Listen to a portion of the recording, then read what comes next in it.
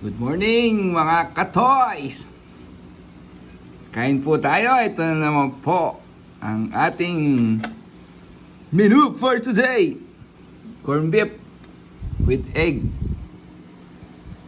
Of course, homemade chili garlic paste and plain rice.